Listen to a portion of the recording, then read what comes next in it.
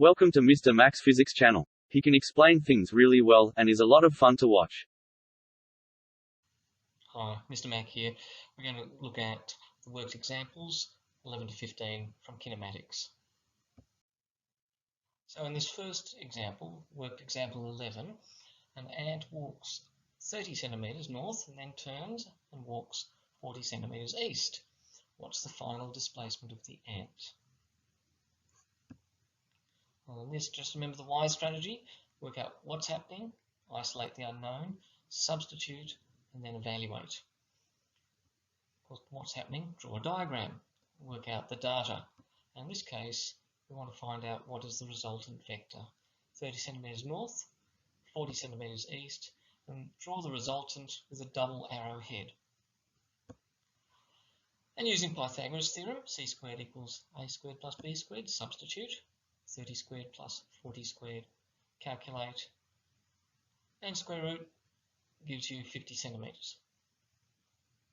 And you can see that on the diagram. I've drawn it in as well, just here. Well, now we need to work out the angle, or the bearing, which is theta. The ant is from the starting point. This time we use tan of theta, which is opposite over adjacent.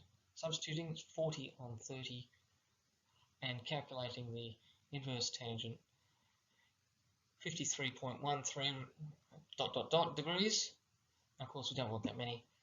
We'll round that out. So the final displacement of the ant is 50 centimeters at a bearing of 0.53 degrees. Let's now analyze vector diagrams.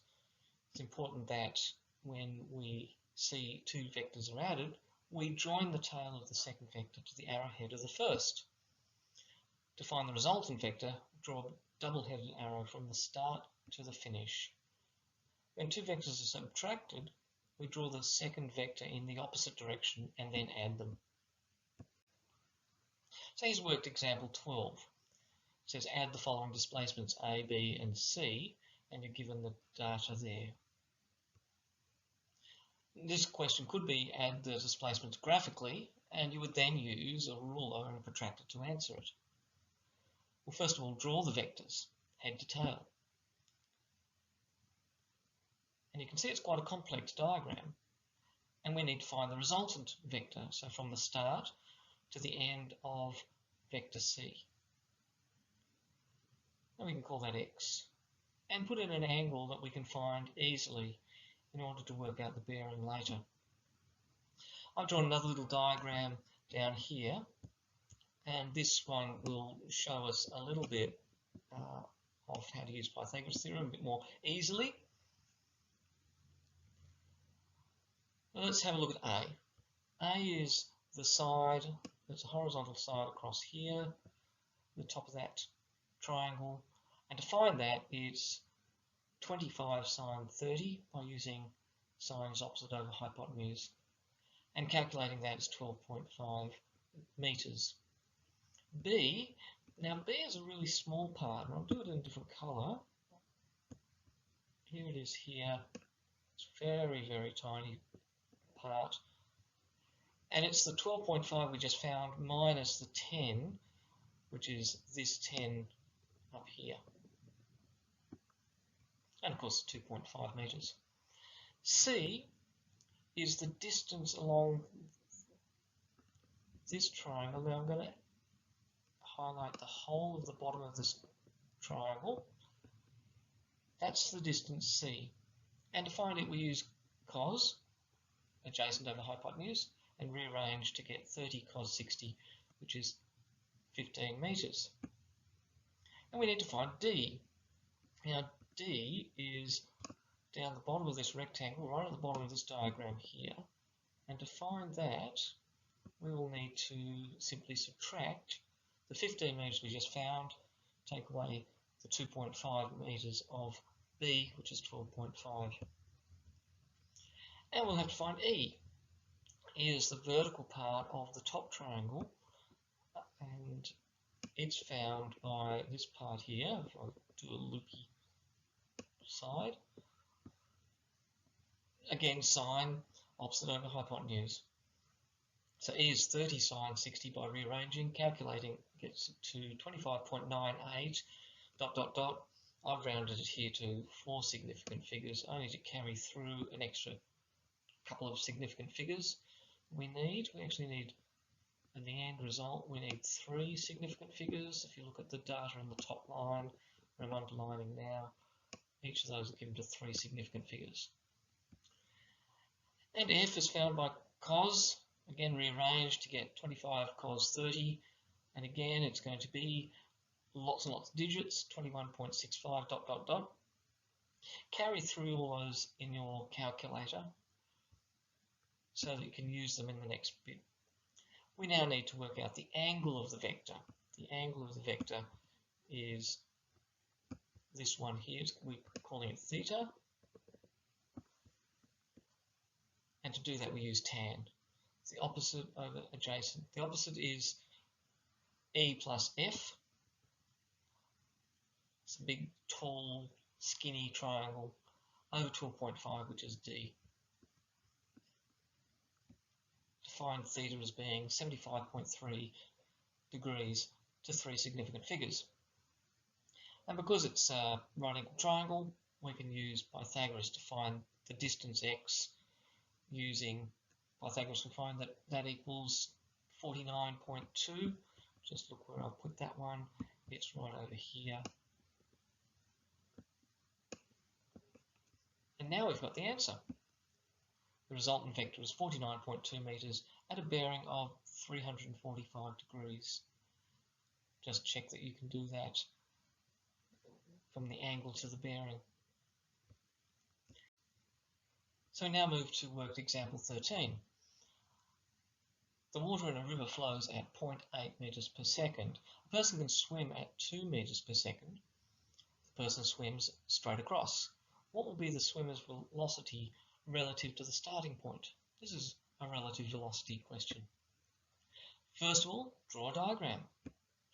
So here's the river, swimming across, the river current, and the resultant velocity vector. For every second, the current will carry the swimmer 0.8 meters to the right. So what's the resultant vector? Again, using Pythagoras, 2 squared plus 0.8 squared, 4.64, take the square root, and it's 2.2 meters per second to 2 significant figures. Then we need to work out theta, the angle the swimmer is from the starting point relative to going straight across. Tan theta, opposite over adjacent, is 0.8 on 2, giving theta of 22 degrees to 2 significant figures. So therefore the swimmer swims at 2.2 meters per second at an angle of 22 degrees downstream from straight across. And worked example 14. This one deals with relative velocities of 2 cars. 2 cars are moving at the same speeds but at right angles to each other as they approach an intersection. What's the resultant vector? The relative velocity is found by using a vector triangle.